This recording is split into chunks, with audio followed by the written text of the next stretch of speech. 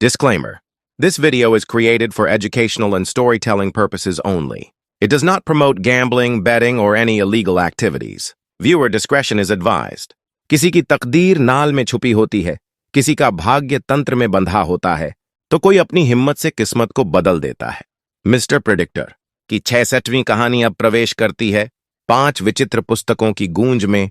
घोड़ की नाल, जादूगर, शानदार, हिम्मत और गरिबाची लक्ष्मी। 7 जुलाई की रात एक सुनसान रेलवे यार्ड में ट्रेनें खामोश खड़ी थीं और वहां बैठा था ओजस, जिसने पिछले अध्याय में बचपन की मासूमियत के सवाल का जवाब देने की ठानी थी। लेकिन जवाब ढूंढने से पहले उसे 5 अलग अलग कहानियों में से एक रास्ता चुनना था। गुड की नालबन की किताब में लिखा था, जिसके पांवों के नीचे सही नाल हो वही दौड़ में नहीं फिसलता। इस किताब ने ओजस को पुराने पंडित की याद दिलाई, जिसने कभी कहा था कि हर सफलता का पहला रहस्य नींव मजबूत करना होता है। जादूगर चार्ट एक अलग ही संसार था। उसमें सिर्फ शब्द नहीं बल्कि चित्र जिंदा थे। एक जगह लिखा था, जादूगर वही जो सच को तोड़े बिना चमत्कार कर दे। ओजस समझ गया कि दिखावे से परे भी कुछ शक्तियां होती हैं। शानदार चार्ट एक आत्मबल से भरी कथा थी, जिसमें एक गरीब लड़का रेस में पीछे था, लेकिन उसने खुद से वादा किया था कि आखिरी सांस तक दौड़ेगा। किताब ने पूछा, क्या तू उस दौड़ में भाग लेना चाहता है जहां जीत से ज्यादा जरूरी खुद पर यकीन है? हिम्मत चार्ट उसकी आत्मा से टकराई। वहां लिखा था, डर का इलाज हिम्मत नहीं बल्कि बार बार डर का सामना करना होता है। ओजस को खुद के डर याद आए, असफलता, अकेलापन और खोना।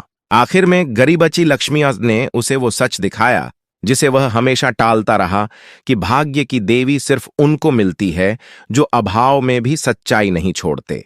अब 5 पुस्तकें उसके सामने खुली थीं और उनके बीच में रखा था एक पुराना संदूक, जैसे उस संदूक में अब तक की सारी कहानियों का सार छुपा हो। ओजस ने एक लंबी सांस ली और धीरे से संदूक का ढक्कन खोला। पार्ट 67 में जानिए संदूक का सच, ओजस और 5 पुस्तकों की अंतिम आजमाइश।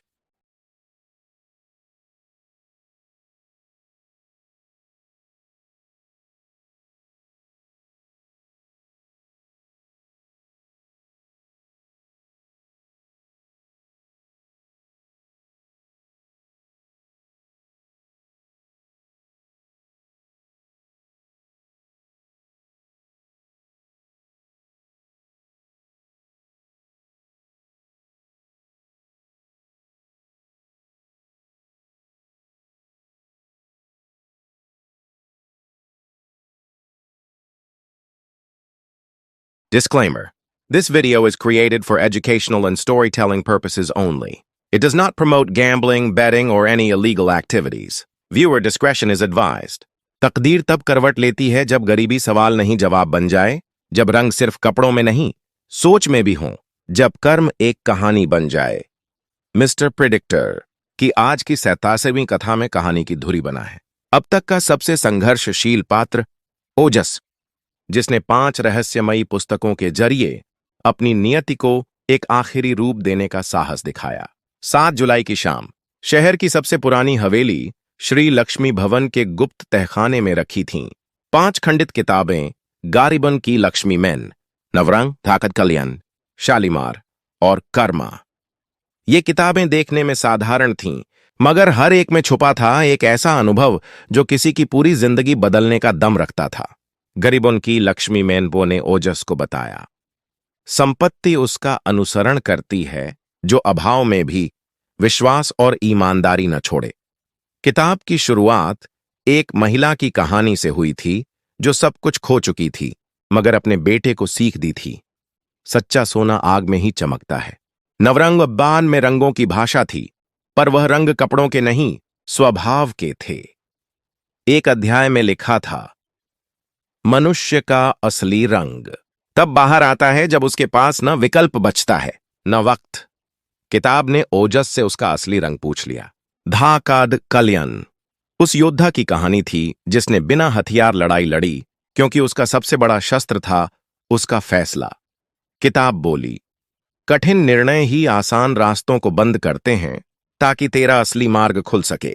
शालीमार किताब ने मोह का जाल फैलाया। सुंदरता, वैभव और छल से भरा हुआ संसार, लेकिन अंतिम पन्ने पर चेतावनी थी। शोभा और धोखा एक ही सिक्के के दो चेहरे हैं। और आखिर में कर्मा, जिसने ओजस को झकझोर दिया। हर पृष्ठ पर बीते जीवन के प्रतिबिंब थे। किताब ने सवाल किया, तेरे कर्म क्या तुझे गर्व से जीने देंगे या पछतावे से जलने देंगे? अब इन पांचों किताबों के बीच रखी थी एक कुंजी।